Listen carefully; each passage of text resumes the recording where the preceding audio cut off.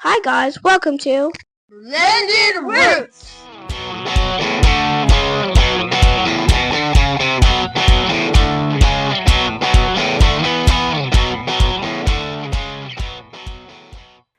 Hi guys, welcome back. So today we had someone request, it's actually been a couple weeks ago, we just hadn't got to it yet. We had somebody request why the Flapjacks for Jesus, because that's what we do on Sundays. So we figured that we would go ahead and kind of get that episode out of the way, and kind of explain what brought us to Flapjacks for Jesus. So it kind of goes back maybe 6 years or so ago, when there was a decision to be made about leaving our old church. Yes. And that was a very hard decision to make. There were some things that had happened. It wasn't a hard decision for me. No, and it was kind of hard for your mom because she was so involved. Yes. But mom's sister, who has since passed, was begging her to come back to church at Summit. We all went to a previous church together. So just to start off, we all went to church together at a previous church. Yeah. And we had decided to leave that church because the leadership wasn't supportive of one of our children. I don't support racism. None of us do. You're not going to look at my child like he is less than, because he is not. So that it was easier for me to leave that church. Kim and Randy had some friends that had joined the church, and they weren't ready to leave, and I understood that, and we knew that it was going to be hard for us to go to two separate churches. And we had sit down and discussed it. Yeah. And we said, give us a year.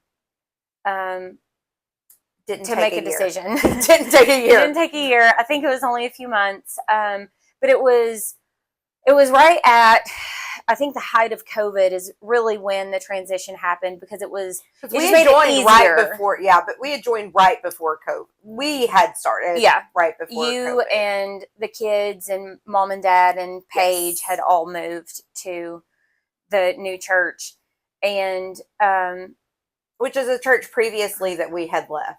So the one that we'll be discussing today. Yes. So we'd actually left this church prior, but that was the church that I've grown up in. So they had already been back for a few months, and I talked to Randy about, right now it's during COVID.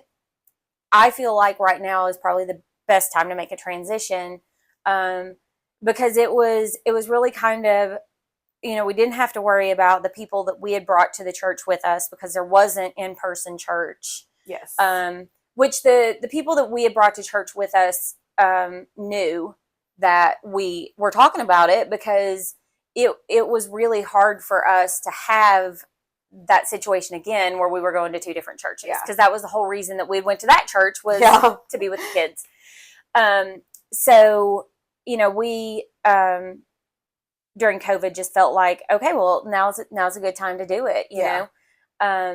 Because there was actually a handful of people that had started going to that church. And so we just told them, like, now's the time for us to go. And so we technically started attending our most recent church really just online, because they weren't having in-person services there either. Yeah.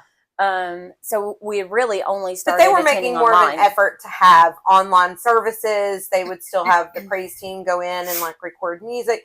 So it was more, our pastor would go and he would do the sermon from there. Sunday school teachers would do lessons, before that. So this church really made an effort to keep everything together for COVID. Yeah. But like you said, this was a church that you all grew up in. Yeah. Your mom grew up there. Me and Randy got married there. Not the same building, but the same church. The same church. And almost it was the same lot, because that was all their lot. Just, so there was a lot of sentimental history at that church. But we had left that church previously because of a leader there that just wasn't doing a good job. So we had left that church. And then we went to where we all went to church together at. But it was a hard decision to leave every church that we have done except for the middle church. Yeah. The middle church was not. It was kind of like a hands down. This is not the place for us to be. Even though, I mean, even though it was only a harder decision for us because there were people there. Right. But it wasn't a hard decision for me because I don't know why people have to see skin color. I don't. And I certainly don't think that a pastor should. So. Well, there was also some animosity towards Jeremy being an atheist. Yes. But that happened at this church too. Unfortunately. So anyways, right in the height of COVID is when our family was back together again at our most recent church. And, before we went to this church, our mom was telling us, like, I am never going to be in the children's department ever again. I'm never going to do that. I'm just, I'll help where I need to, but not doing that anymore. I am just going to sit on the pew and get fed, and that's it. That's what I'm doing. That lasted about a month. Yeah, I'm pretty sure she was already the children's director by the time we had moved on over. The children's director that they had, she is great. She is family. That isn't the reason that she's great. She's just a great person. But she had a lot of things. She has small kids. She works full time. And being a children's director, it takes a lot. And our mom is just that person that, like, you want doing that. Like, she gives her all, not only to her grandchildren, but every child calls her Memaw. Like, So it was a very easy decision for her, which I was shocked when she was like, and I was like, you said we weren't doing that. We all confronted her. We were like, you said no. But then she said that it was Teresa that talked her into it, and she wasn't going to tell Teresa no. Yeah, no, you didn't tell Teresa. And I mean, in the end, I ended up being thankful too because I actually got to know Teresa. I didn't know her very well prior to that because of the whole situation. Teresa never divorce. Knew how to feel about it. She's like, she asked whenever, like, they first started, she came over to me. We used to have some couches outside, and she was like, now, are you okay with this? And I was like, well, yeah. We hadn't bought a house together, by the way, at the time. We were living across the street from each other at that time. Well, they come to Christmas with us, and she's like, I know, but, are you okay? And I was like, no, I'm perfectly fine with it. Like, she's like, I don't know if I'm supposed to like them. Yeah, she's like, am I? I'm like, yes, you can like her. It's fine. She's likable. And she was like, okay. Had we not switched churches at the time, I really don't know that I would have been able to get to know her as well as I did. No, probably not. Because that was one of the reasons it was so hard for us to leave the church this time, was because she loves that church. Like, even though she's passed, like, that church, it was her life. And she gave everything to her family, and her family was that church. So it made it really hard this time to leave. But some people made the decision for us. Well, not for us, but they made it a lot easier. But I'm glad that Kim and Randy got time. I mean, Randy had known her, obviously. Oh, yeah. From before. But they actually didn't live in the state for a while. They had to move away for work. So, by this time they had moved back, and, he really hadn't had a chance to get to know them until, like, we all went back to church. I mean, and, like, prior to that, we were cordial. Like, we would be at family functions together, and we would talk, but I really didn't get to know her until we started at the church. And, she was in charge of the Christmas plays, and we would help. She was the church secretary. She was. But anyway, so your mom got talked into, or our mom got talked into doing the children's director. Yes. Because she can't tell Teresa no. And because of that, Mom pulled the rest of us into some sort of job. And I didn't ever. I was like, if you need help, like, I filled out like our whole like background check. You have to have a background check, which I firmly believe that every church should do that. You need to have a background check on anybody that works with your children. So I did that, and I was like, I'll fill in where I need to. Until my aunt passed away, I didn't need to fill in. And then she passed away, and we lost one of our Sunday school teachers. And, well, lo and behold, mom basically voluntold me. But just until they could get someone to replace you. Could get somebody else. Yes. She had a plaque put out on the wall, like preteen class. Mm-hmm. Yep, Amber Pratt, like, and I was like temporary at all. I said, Mom, that seems kind of permanent, right there. She's like, well, you already do missions. Kim was the missions president. I was the vice president. We were already very involved. Missions is still a huge thing that I'm involved with. Kim gets voluntold now, if we're going to help out like a charity or something like that. So I still do that. But I ended up being a Sunday school teacher for 3 years. 3. Just 3. Your atheist husband loved telling people that he was married to a Sunday school teacher. Yeah. But that's actually what kind of started all of this. Our youth pastor at the time, she was new, and she came to all of the teen parents, and our 2 oldest were in teens. Our daughter was not involved at all. Just it was her decision. It's not her thing, and that's okay. So, she got this book. Are you Christian enough? No. Do you have enough faith to be an atheist? Yes. Do you have enough faith to be an atheist? I don't know. We can stitch in the photo of the book. And I was like, she's like, is it okay if our teens read this? And I was like, I'm married to an atheist, so sure. Because all walks of life, like you can't shelter your children from other people. In my belief, it's not going to do them any good when they get out in the real world. Mm-mm. We don't live in a bubble. Our kids have to know how to handle themselves. They have to know like what they stand for. Because if you don't know, then you're just having blind faith. And we have blind faith, but not blind faith without knowing why we have that faith. Yeah. So I was like, sure. But they were doing this in the teens, but our cousin's son was like 7 or something, and got faced with like a "why do you go to church?" question at school. Yeah. And at 7, I think is how old he was. So like this, you don't have to wait until high school. Like they're going to get that kind of thing. That book might not be the book that they need to read. But they are faced with, I don't believe in God, I don't go to church, at way younger ages. Yeah. So my son looked at the youth leader, because they're like reading through it, and he was like, you just need to talk to my stepdad. And she was like, she knew Jeremy was an atheist, but she wasn't really sure why he was like an atheist. I was like, well, or that he would be willing to talk to the teens. He would be willing to talk to the teens. And he said, I will talk to the teens. I have no problem doing that. And he refers to God as Sky Daddy. So anytime that he is talking about our God that we believe in, he refers to him as Sky Daddy, and I'm okay with that. You do you, buddy. But he said, I'll do it, but Amber has to be with me. And I was like, well, I teach a class. So my mother went to the pastor, and at the time, that pastor ended up leaving before the book was finished, and we got to do this class.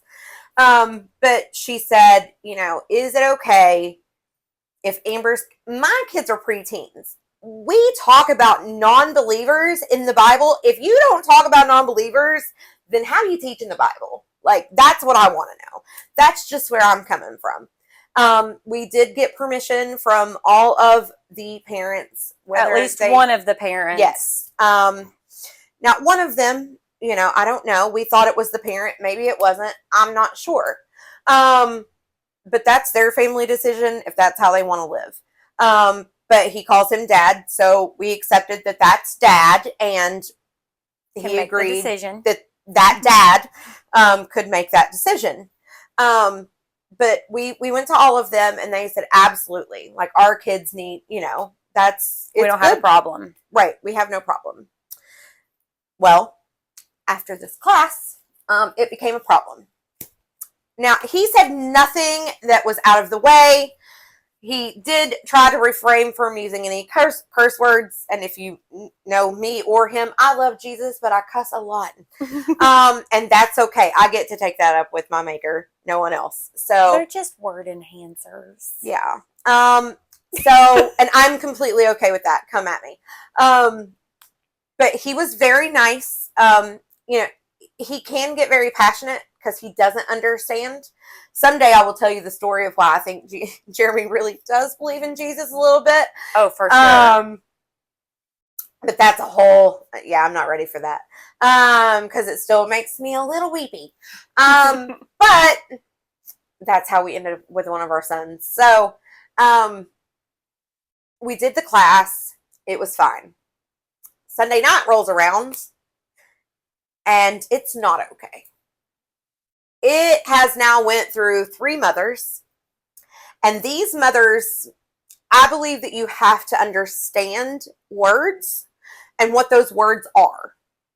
Now, it was proven that one of these mothers had no idea what an atheist was. Her daughter had to explain it to her, what an atheist was. And then she went, oh, I'm really sorry, and backed off. The other mothers just, even though the husband said it was fine, and supposed dad said it was fine, it was no longer okay. One of the mothers then was just like, she's like, you're teaching our children to be atheist. Now, this has went on ever since then. Now, at the time, it was like, listen, everyone agreed that it was okay, and your kids learn about non-believers in the Bible every single Sunday because you have to. You can't, maybe not every single Sunday, but everybody that was in the Bible at one time was a non-believer other than Jesus Christ himself. And also, just to throw this in there, it was approved by the church board. So it wasn't like the youth leader had just taken this upon themselves to do this. And even the director, our children's director, who doesn't really even have to go to the church board, still got it approved. So it had been approved through 2 different boards. And our pastor at the time even helped supply books. Yes. For the class. Yes, because he firmly believed that, children need to know. And they do. I'm sorry. You can't just have Christianity as one side. You can't. You cannot defend what you believe if you only believe the one thing that you're taught. And I think that's where the animosity towards our family started. Probably. Yeah. And it still became a thing. Even right up until, just a few months ago. And that was the reason that I was done and I left. That was the straw that broke the camel's back. I know that's like a terrible saying, but it was, because there was a whole lot of things that happened over the past few months, but that was the point. It takes a lot of people to run a church. And it did seem like our family was doing a lot, but no one else wanted to step in. No one else wanted to run the coffee house. No one else. Our church didn't have the money to make the mortgage some months. So us having a coffee house came back on whoever would supply it. It just so happened that it was members of our family or later close friends of our family. Yes, and later we would supply things because those are things that people enjoyed. And if it's going to get somebody to church, you should have that. If a good cup of coffee is what gets them in the door, I don't care. And it was 100% donated and 100% free to our church. There was nothing that our church had to give from money that needed to go towards the church. Me and Kim did missions and we did fundraisers, and yes, it felt like to people apparently that we ran the church. We had too much power in the church. I had no power. I sat on no board. I tithe because that is what God tells you to do. I still tithe, but not to that church because that is what God tells me to do. So I was like, have it, do it. Like, now my atheist husband had donated lots of things to this church, gain systems, this very couch that we're sitting on. And when we decided that we were going to leave, he said, I want it all back. Now, granted, should maybe we have had a more in-depth conversation about it? Probably, but am I going to change his mind? Also, no. He has a mind of his own. Yeah. Now, obviously. And he said, if they don't want us there, then we're not going to be there. Okay. He would have left a lot. Oh, yeah. He never wanted to go. But let me me just tell you, the reason that this man went to church every Sunday is because that was the agreement that we made when we got married. Actually, before we got married. I was like, and he agreed to it. Yeah. I said, I go to church. My children will be raised in church. That means your children that I am adopting, they are my children and they will be raised in church. If they ever decide that that is not what they want to do, then that is fine. They can make that decision up on their own. But until then, I will raise them the way I feel that they should be raised. And he was like, okay. But when we decided that we were going to leave, he was like, I want it all back. He was like, they don't deserve anything that I gave them because I'm the atheist. Here's how that came about. Why he said that. There was a church election. And in that church election, there was a group. We have a group that nominates people to be on. There is a board that nominates people to serve on the board. This group came up with their nominees. All of us got our ballots. You either check yes or you check no. Another group in the church who felt we had too much power decided that they were going to call people behind other people's backs and say that they were on the nominating committee. And would you like to fill this role? And then recruit people to do a write-in. Yes. Now, we have always had our election is a closed ballot. However, they would then post the numbers. The one individual who headed this up then posted under those results. I want to know what the write-ins were. Well, thanks for giving it away. You just told on yourself. Sad thing is that the person that was in with her was the pastor's wife. And our pastor had no spine. And our youth leader. And our youth leader. Who we thought was a very dear friend to us. Yes. And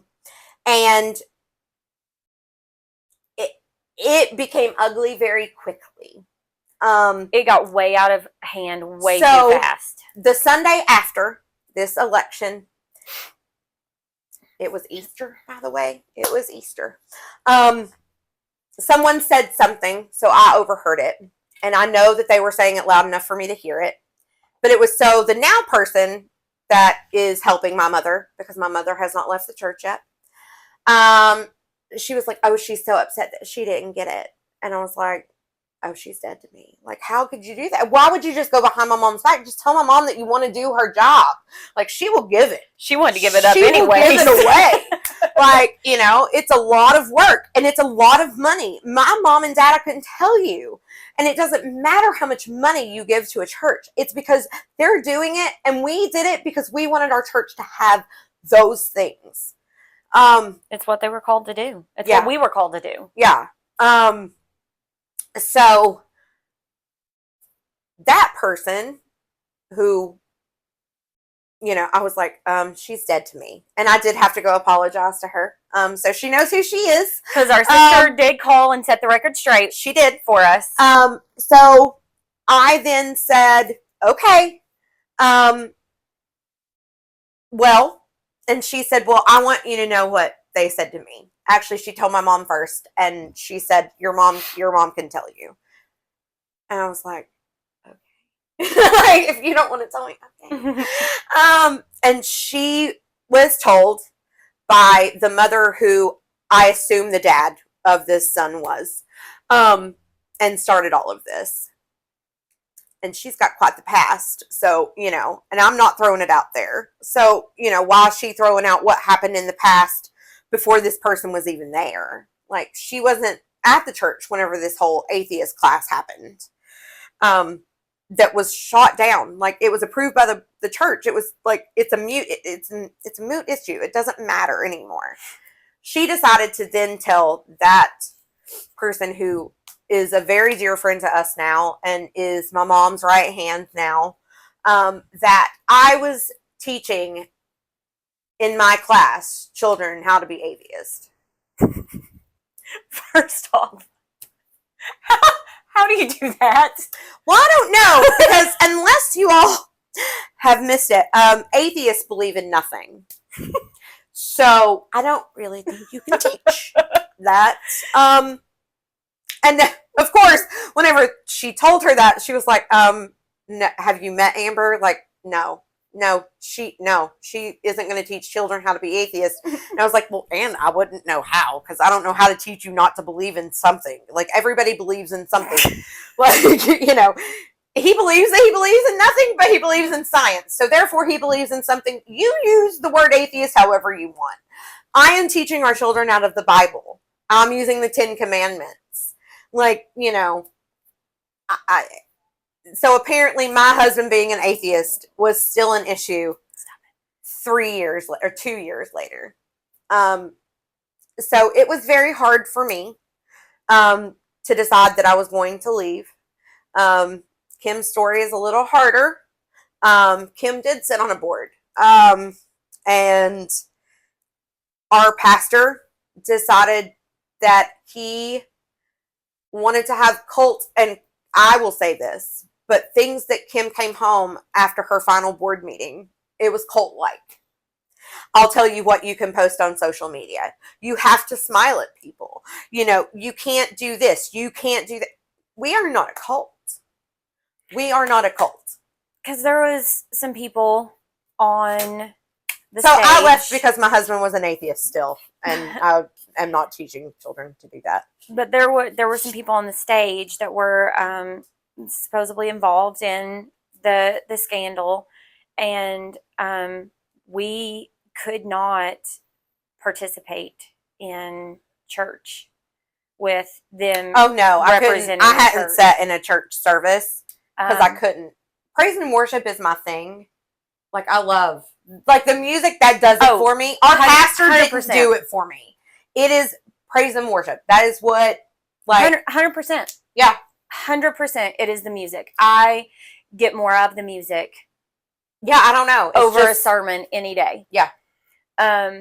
But there were things that I was going to be required to do that I did not agree with, and I did not feel like it was the right time for me to sit as a leader in our church if I did not agree to these things that we were supposed to be representing. And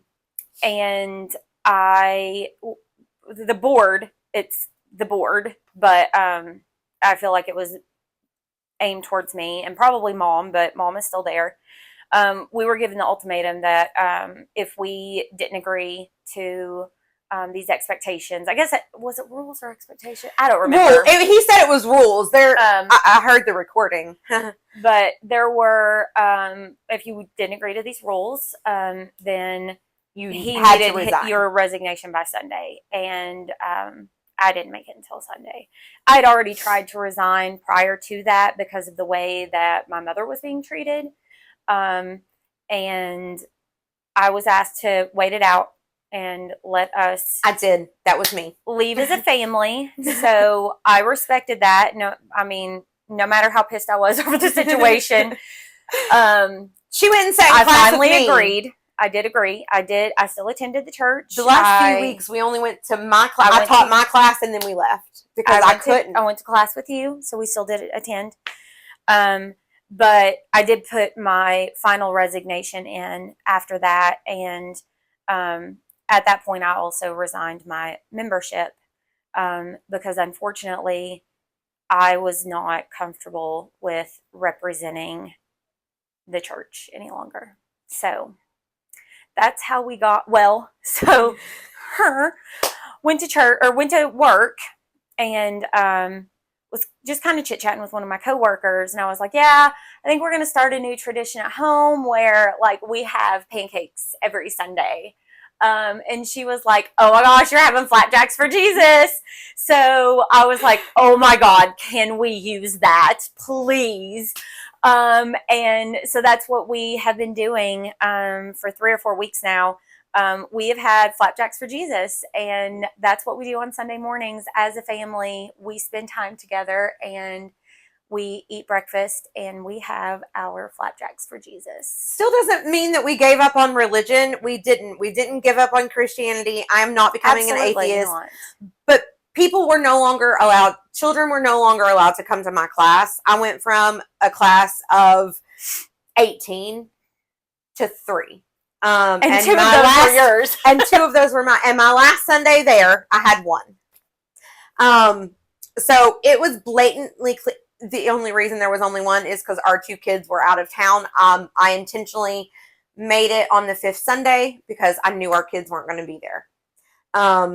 But you wanted to take Sam a lamb. I did. Because one of the little girls wanted to see him. Yes. I'm sure Megan won't care. Miss Harper loves Samson, and she loves to buy him gifts, and he loves her. And, and the kids have watched him since Easter grow. So I was he was like 2 weeks old. Yeah. he was 2 weeks old. So he did make his last appearance.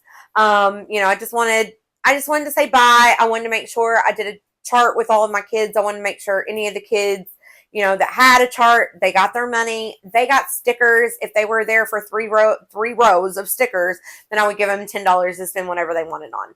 Did I bribe children to come to class? I guess I did, but they didn't have to come. Okay, but listen, you're not the first person to do sticker charts and rewards. Right. So, yeah, it's not a new concept. If anybody remembers those little foil stickers, we used to put those on everything. For sure. So, for sure.